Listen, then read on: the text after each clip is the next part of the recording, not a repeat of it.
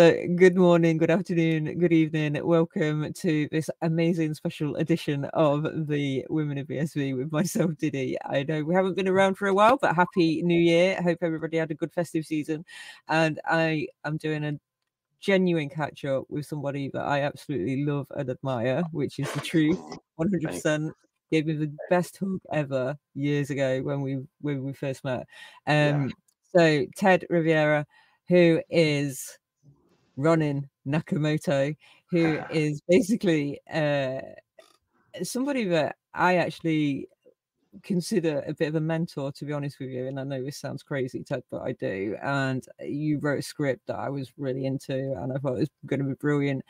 And you are building on blockchain and building on blockchain technology. So let's have a chat about what you're doing at the moment, where you've been, because you were on Shem's show, you were on like CoinGeek, you were everywhere for a while, and then you've been head down and doing lots and lots of projects. So what have you been up to? And welcome.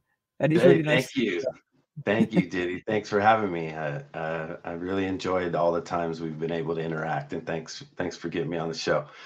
I've just been building. I think there's really a point where there's no time to talk, right? I have to get this done. For whatever reason, I didn't get financial backing or support or whatever other people would need to build, and I didn't really look too hard, but for me, it was important to keep building. And so that meant that I had to go do jobs and make money and put the money into these 3 platforms so that I can truly present my version of Satoshi's vision for streaming media, right? This futuristic vision for streaming media. And so in doing so, I accumulated, I would say, I guess, a wealth of knowledge and a true understanding, not only about how my industry could work, but how Bitcoin does work, and that how I could use, tools and the blockchain combined with US law, Wyoming state law, to truly deliver a comprehensive vision for streaming media to the public. And so we're there. We're there, and it's exciting to finally be here where I'm at, and to be able to look up and reach out and still see you there and say, yeah, let's talk about it. It's, well, this is an area that like is basically a man after my own heart in a sense, because we're talking, if anybody doesn't know, Ted is a movie producer, so we're talking like the next Netflix, really, but actually bigger and better. And there is a lot more to it as well than that. So educational material and everything as well. So like, firstly, because it's been a long time, what drew you into the blockchain space? What was it? What was that eureka moment for you? I was retired. I was done. I I was these little things that allow me to just sit around and raise my kids and enjoy life. I had to leave the movie business to raise my children. I wasn't, I was successful as a producer. I had made movies up to Sci-Fi Channel level. I made Dinocroc for Sci-Fi Channel. It was a very popular movie. And right about that time, I had a family too. And the reality was that I needed to be a dad. I needed to be at home every day. And I didn't need to be chasing a dream that, no matter how successful I felt I was or going to be, I needed to come back home and be with my family. And I did that. And so around 2017-ish, at the end of 2017, I have some dear friends, and, most of my friends are teammates from sports, and very competitive people and very driven people, and they're successful people. And one of them is a vice president at a company, a global leader in what they do. And we were talking, and he was a little troubled, and I said, "What's wrong?" And he says, "Oh, my company's changing really bad. It's like it's for the better, but I had to fire the person that hired me today, and it wasn't a good day, man. But thanks for coming over." And I'm like, "Oh my God, what happened? How does that happen?" And he says, "Well, our company is changing its old business model to look forward for this vision for what blockchain represents. And he goes, have you heard of blockchain? And I said, not really. And he goes, have you heard of Bitcoin? And I said, oh yeah, they bought some pizzas with that stuff, right? And he says, yeah. He says, don't buy any of it because you could do better. Just keep doing what you're doing, you know, which was managing my real estate projects and stuff. And he said, you know, but if you know anything about any business, you can maybe be one of the first to find a real use case for this stuff. And I said, really? And he said, no, I'm serious, man. He goes, you know, you could figure some stuff out. I know you. I said, all right, cool. And so I just Googled blockchain, and then I saw IBM blockchain for dummies. And I'm talking within a day of him telling me this that night, I'm IBM blockchain for dummies. And I read it, and I immediately understood that, oh my goodness, if I can do this right, if I can do this and learn this, then I can make a strip of movies at the bottom of the page that haven't been made yet. And I don't know what people think that means, but I read that IBM blockchain twice, and then I knew I could do this. I said, this is the future.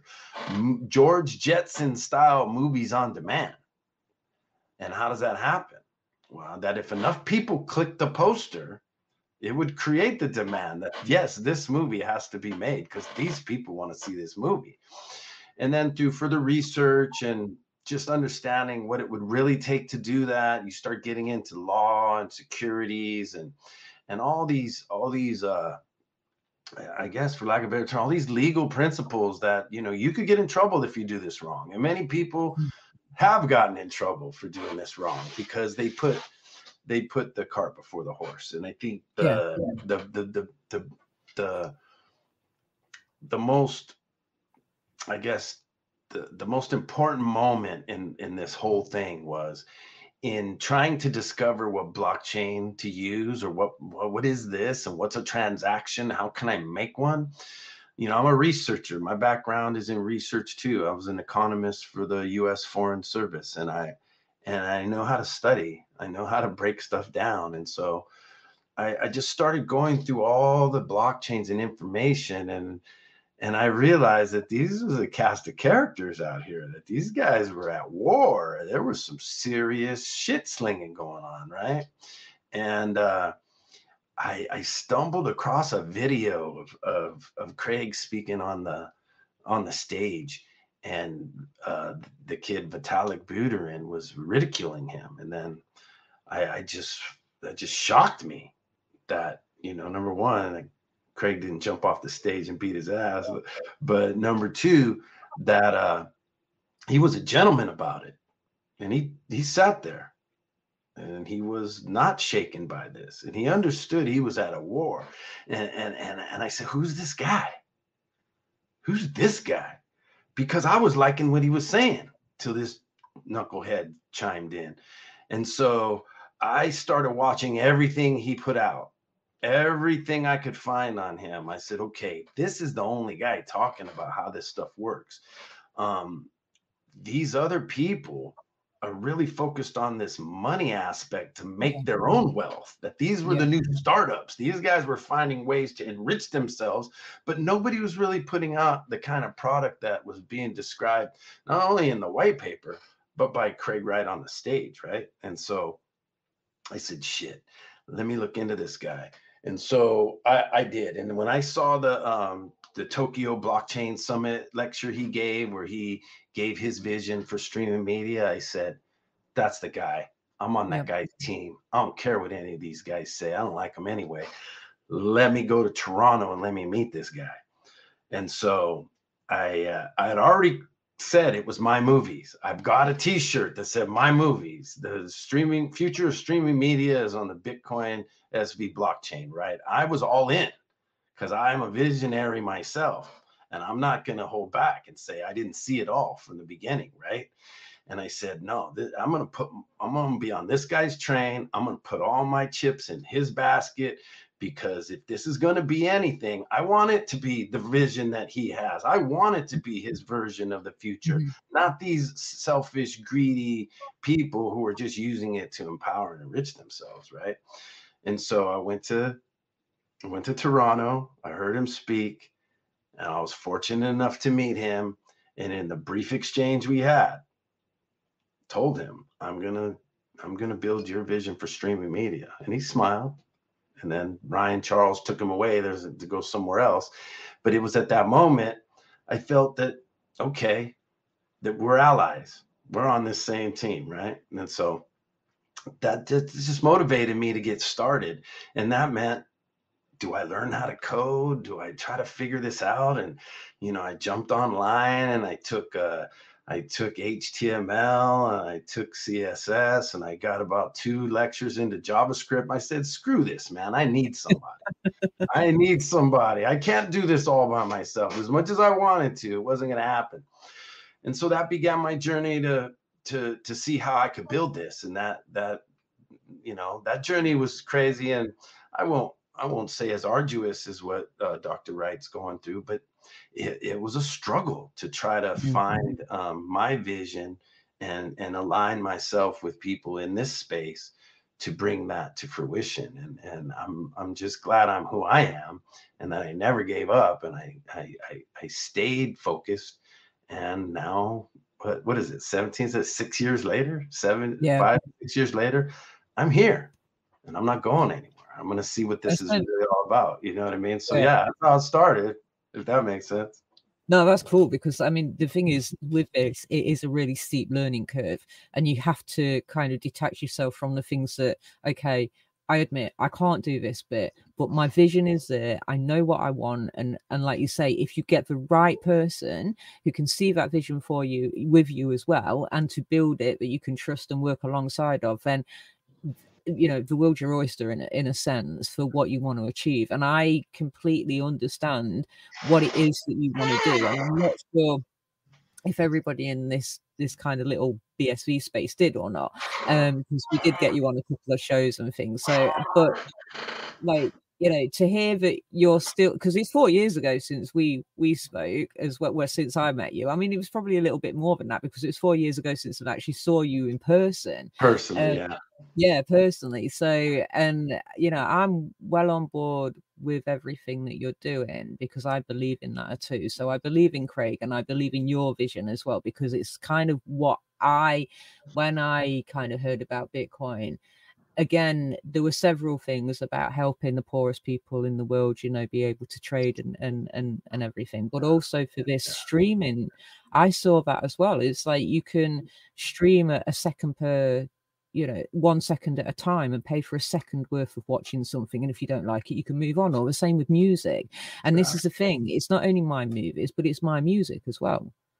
Right. So, yeah, they go together, right? Music and movies, and then the models are interchangeable. Yeah, exactly. Film festivals and all of this stuff as well, and the educational side of things and everything as well. And this all fits really nicely. And like you say, I think the major thing is, it isn't one of these things that's just going to take 6 months to build. This is something that's going to take maybe another 6 years to get to the point of where you will be happy, to and then expand out again from that, and then things will have changed again, because this is a technology industry as well. I mean, music technology, movie technology, VR and holographic, it all comes under that same kind of niche of entertainment and the media streaming and everything. So it's a huge vision. This isn't just a small vision. This is a huge, it's big. But I think where I'm at right now is I don't need to do anything else. If I don't want to scale, I built myself my own machine, right? And I can do, my goal is to make these 3 movies, right? My goal is to change the world for filmmakers. And I think part of my Jesuit upbringing, my background educationally, is we are committed to reaching out, and we are men and women for others first, and it's something I truly believe in. And so to hear him speak the way he speaks, You can buy into the technology and think you're going to get rich, and that's cool. If that happens, that's cool. People can put that first. But I think when you're met with the challenge to be somebody who can build something that truly empowers the marginalized, Yeah. that truly levels the playing field, because the system is the beast, right? Yeah. That the industry itself is the hurdle. That was worth it. So I think, as far as scaling my vision, that can and will happen. And, it's part of the reason why I won't say I left BSV, but I'm not interested in being successful within the BSV community, because But if you haven't that's, left BSV, you're building on BSV. well, I have, And but did no, but I you think as a community to partake, to go to conferences, yeah, to do the dog and pony show, that's nothing I'm interested in, because if this thing can't succeed outside of that small circle, then it's not going to succeed. And so, mhm, the people that have supported me, and the people that I've met, and the people that are dear to me, they know who they are. You know what I mm, mean? And mhm, I'll go to bat for any of them, and I hope that they join me on this journey. And the new people in BSV that are looking for cool stuff, to participate in or with, that's cool too. But I think as a win or die focus of my intention to succeed by focusing on the BSV community as something that's going to save me, or no, it's or not. lift me to the next level, that isn't going to work.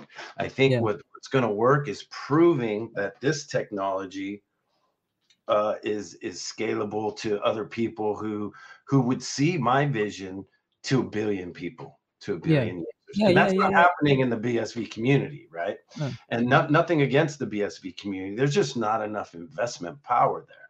Sure, there's investment for tool building and things like that. But I want to scale to a billion users, and I want advertising budgets in the tens of fifties of millions of dollars, right? And so in order to achieve that, I have to step outside of this community and be one of the first to go in to the global investment community and present a solution, that quite frankly could be built anywhere, but the best technology is the one that I'm using, I feel. and yeah, and that's why I'm loyal to the vision and loyal to Bitcoin, because as an economist, as a banker, as a financier at a small level, it's always been important to me that the economics had to be right. Right. So I never really bought NFTs on Ethereum. I paid $80 to make one purchase just to have that experience of going through and buying an Ethereum based token and getting that token in my wallet. I said, okay, now I know how this works. I'll never do this again. And I know this isn't going to work. And I'm satisfied that I am on the right path, right?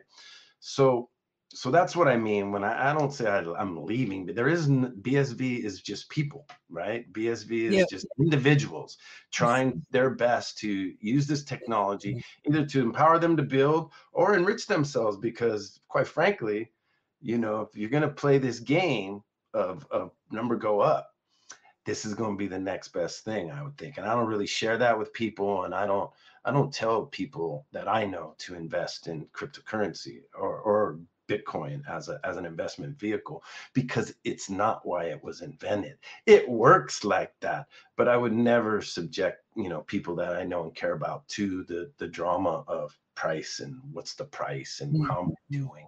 There's just far better ways for people to make good money. But if you want to make funny money, I think BSV is going to be the next opportunity. So I'll just leave it at that and say, although I haven't left because there's nowhere to leave from, I'm really glad to have met the people that I've met and have the relationships that I have, and prove not only to them but to myself that I was right. I was correct when I had this vision. And so those three platforms work together to allow me to have a strip of movies at the bottom that haven't been mm, made yet.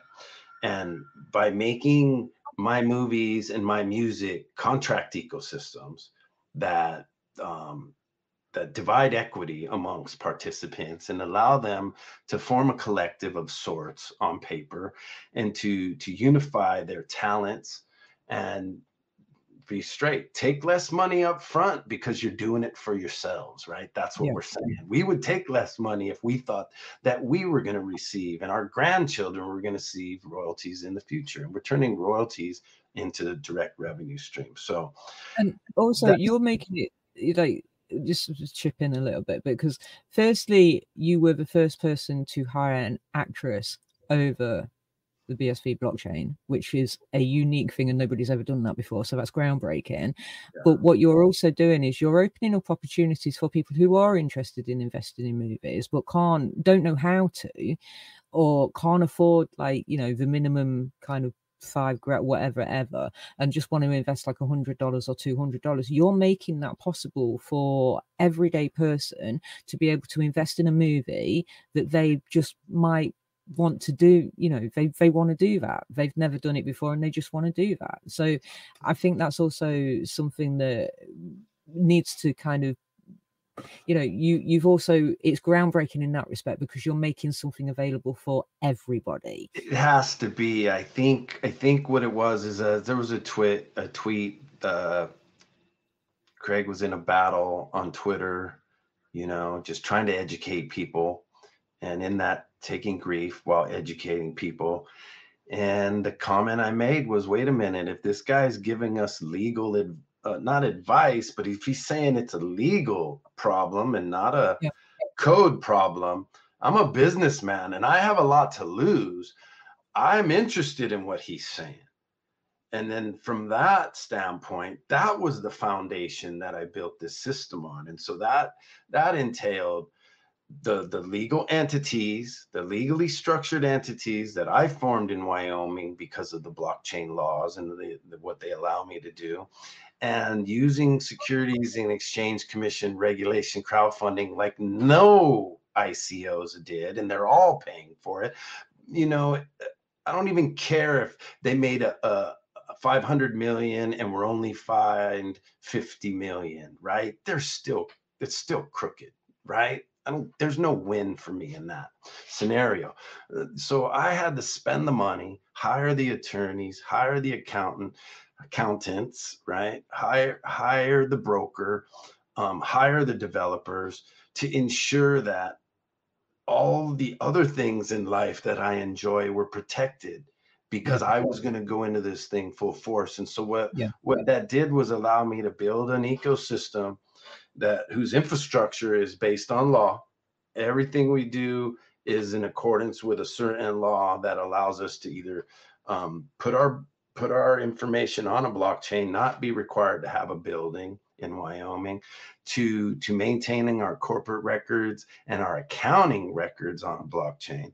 And then at the end of the day, our contracts that we're generating are all on the blockchain.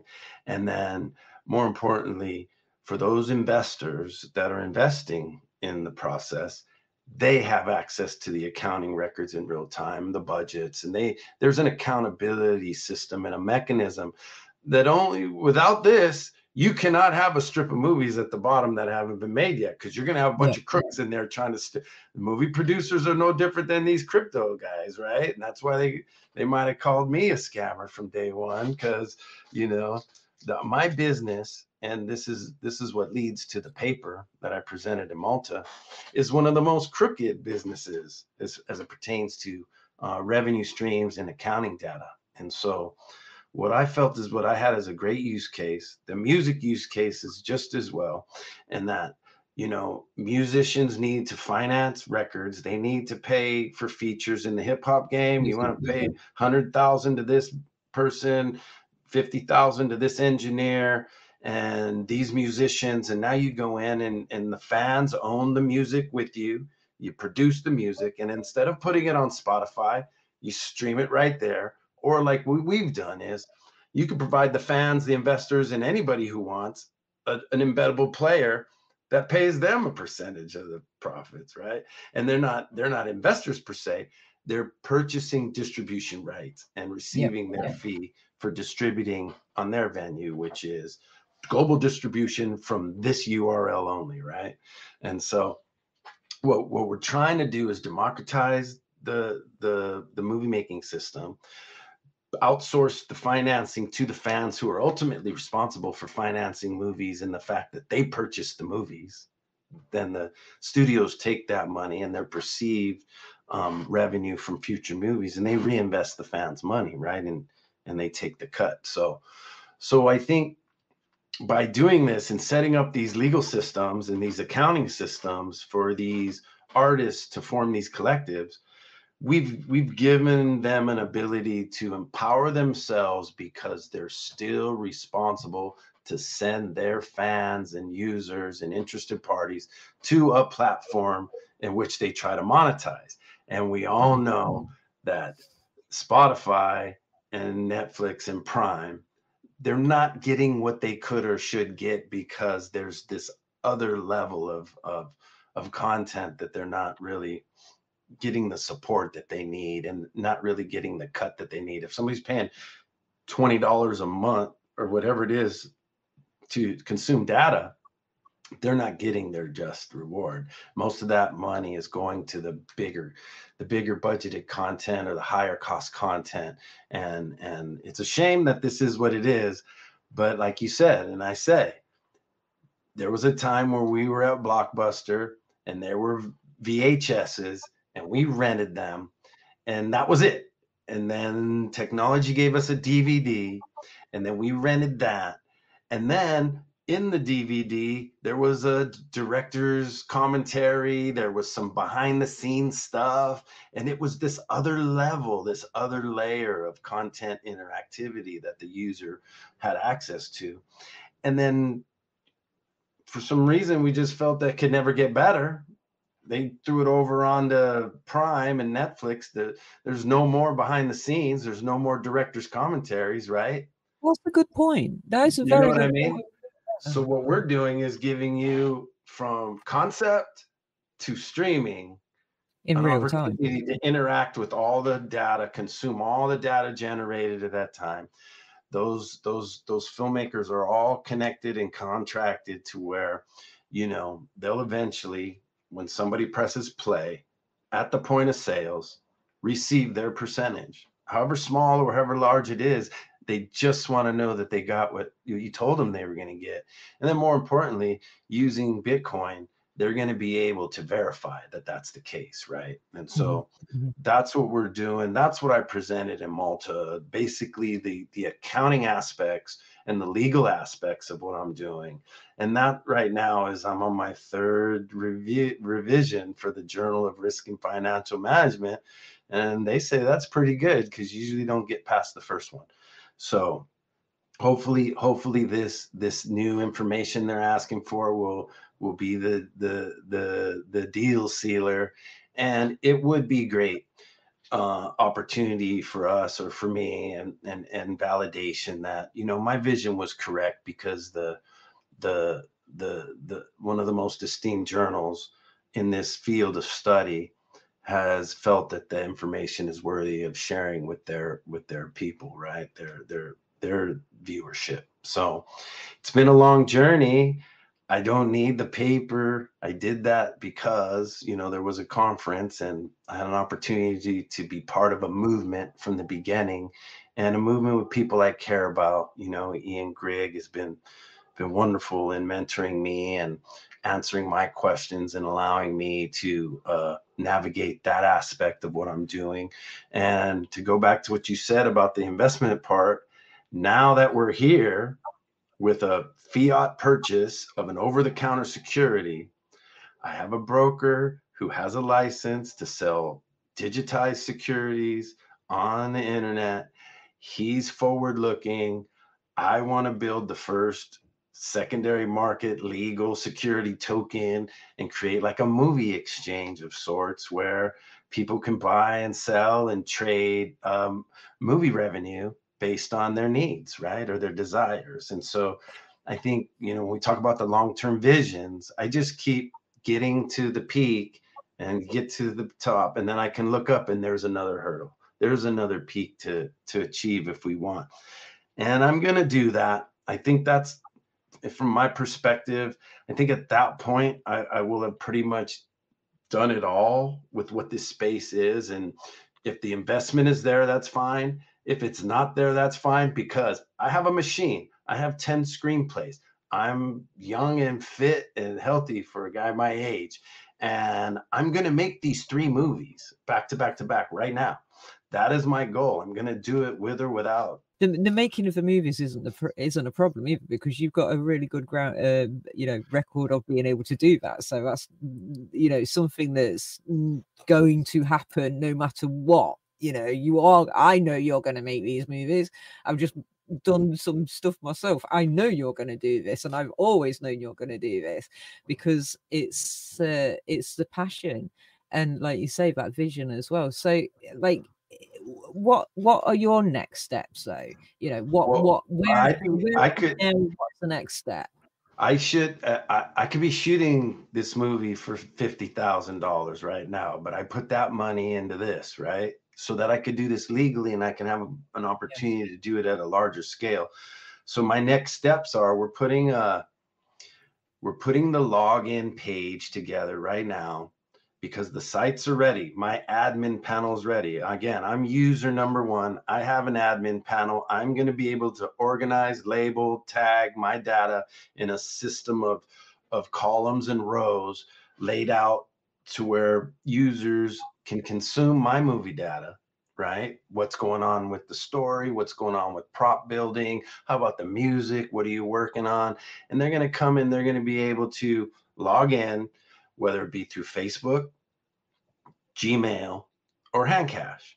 And the reason I'm doing it that way is because, as much as we admire Bitcoin's ability to give us privacy, and in many cases an anonymity that they feel, or we feel, is necessary to move through these sites, it's important to me that Gmail, Facebook users who are willing to give me their information, say, yeah, I'm Bill Smith, or I'm Susie Garcia, and I'm following you here, they're going to be more likely to go to the broker and give the KYC, the information that's necessary. And the success of Legion M and their tens, if not 100,000 followers and fans who have invested tens of millions of dollars in that fan-owned movie studio that does not share any information with those people, and that does not return any investment to those people to date per se, but are seeking some IPO to enrich all the shareholders, including themselves, has many of those fans and investors disgruntled. And so I think there's an opportunity for us to get those people on Facebook, whether it's from their pool or not, new people from Facebook who are going to be more willing to respond to a call to go to a broker's site and invest. And it's nothing against the crypto or Bitcoin community. They want to use Bitcoin why it was invented, which was to have that privacy, and that's fine. So very few of them, I would think, are going to be quick to respond, to tell me who they are, to tell my broker the information that my broker needs to make them investors. And so by focusing on Facebook, when I say I'm leaving BSV, that's sort of what I'm saying. I'm going into Facebook, and I'm going to go to the world at large. And whether it be the Koreans or the Chinese or the Europeans or all these other, the Indians, especially for Bollywood, all these people that like film are going to have an opportunity, as we can translate and we can put data out in these different languages, to create a space. So right now, the logins, any day now, I'm going to have these logins. Then I have my admin panel, and the stuff that I've been sharing and accumulating, the hundreds of people that I have on Facebook that are sharing and consuming my movie data now, I'm going to bring them over to my movies and continue to share with them even more as I begin my Facebook ads, Google ads, those type of things that worked for Legion M. They should work for me to some extent. And we're going to go for it. Now, my strategy is to make this movie. I have a camera. I have a 4K camera. I bought a new computer, and I have the ability to shoot and edit a movie myself. And again, like like last time, I put in a couple thousand so far into my escrow account, and I haven't even advertised. And I'm going to probably put another 1,000 or two before I begin my ad campaign, and then go to my friends, family, people that want to support me, and give them an opportunity to invest. And then I'll start a campaign knowing that I'm either going to be successful enough to raise upwards to $1 million, however that happens, or take the money back out of escrow at the end, hire my actors, feed my actors, use my equipment. I got this motel that I've invested in that I'm going to take my time remodeling, and half of that motel is now a movie studio.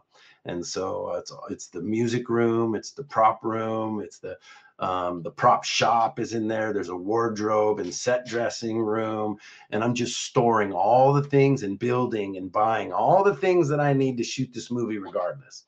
So those that join me on a educational aspect, whether you're an investor and you're going to be educated how to make a movie from start to finish, or you're a hand cash person who just wants to support the project and have access to the same content as the investors, there'll be opportunities for me to involve people and make more money. So the next step is the login, and then once the logins are up, then I'm going to start putting up all the data that I have right now that I've generated to this point. And then I'm going back to this rewrite of a fantastic story that has just gotten so much better with the advent of new technology, new ideas in science and physics. This movie is rocking crazy now. And the music aspect of it is cool. And we're going to be working on music and doing those things and sharing that stuff over the next couple months. So I look forward to this month. This month is going to be big for us because it's finally allowing people to truly see what I meant when I said, and we're going to share movie data. People are going to want to consume this data. It's interesting. It's sexy. It's wonderful to see inside the mind of a filmmaker and the people I collaborate with, and have those opportunities to gain insights themselves on how they think that maybe they can make their movie, and if they're with me on my movie's their movie, and they could tell their friends it's my movie, right? That's sort of why I did that. I just remembered that I did a voiceover for you, didn't I? Yeah. How did that go? I like I said, when there was a time we tried to do this. Lucky for me, it was met with a lot of negativity, and I shut it down. You know what I mean? I said, no, I'm not. These people are not ready for this. Yeah, You know what I mean? step back. But the good thing is I never quit on us. I never stopped doing this, and I really like where I'm at right now, because again, with being able to take it from, hey, can people help me figure this out, to having it figured out, to having it built, now streaming per second on Tiatro, streaming on a fixed fee on Tiatro, having a strip of movies with one movie poster at the bottom that hasn't been made yet. I'm there.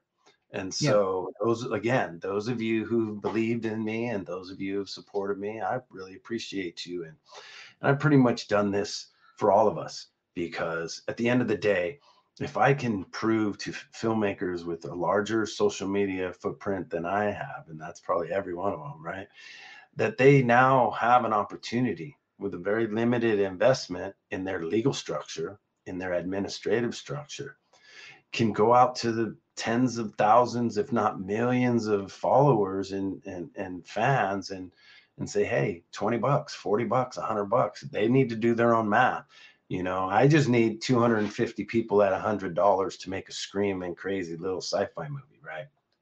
And I'm probably down to 230 something people now that I put my money in there, right? And I'll continue to put my money into it because I believe in me.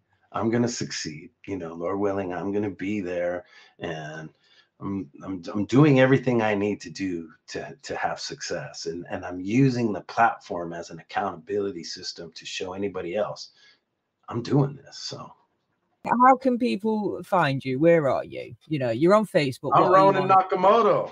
I'm Ronan Nakamoto on Twitter. And if they contact me and say, hey, I'm interested, I'm gonna put them on a list, and they're gonna get the invitation to come in and log in with hand cash. And I would have liked to have done this in a month or two, but I think we've just been putting it off for so long. It's just I miss talking to you and just wanted to just sort of let everybody know it's going down. You Well, know. I was being Yeah. able to log into the website and like see what Well, documents are since there. the logins are up, and I'm talking And any day now, right? cool. Any day now, I'll be ready, and so maybe we can come back to that. But you know, I'll make sure.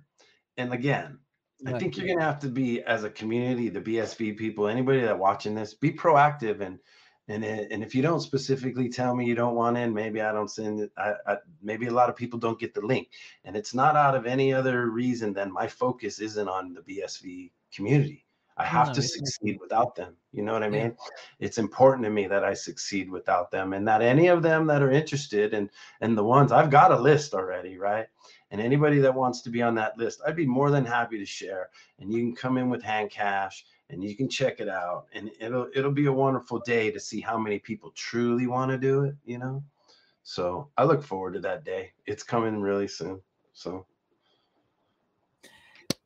Ted, it's been fun. I think this is a great space to leave people in for sure, suspense. I'm gonna get back to work. Yeah. It's been so lovely to be able to speak to you again and catch up and see where you're at with everything as well. And I'm so excited. I really am excited. So, because I know that as I said before, I consider Craig to be a mentor, and I consider yourself to be a mentor in the two areas that, like, you know, I really need mentorship. I really appreciate that. So thank Anything you I so could do. Yeah, I can't wait. And you're gonna be on the soundtrack. So I can't wait to be much. able to. Why don't we do that? Why don't the next time I come on real soon, we have a meeting and we talk about the music, we talk about the soundtrack, we talk about your involvement. Maybe you'll have something prepared, maybe I'll have a little something prepared, and we'll start to show people what this is really about. This is really about a collaborative effort, and it would be such a great day when somebody streams this movie and you got paid for your contribution to the movie soundtrack, right? That's what this is all about. So It's gonna let's happen. do that. Let's do this again in a month, and we'll talk movie music. Okay. Fantastic. Thank you Right so on. much for your time.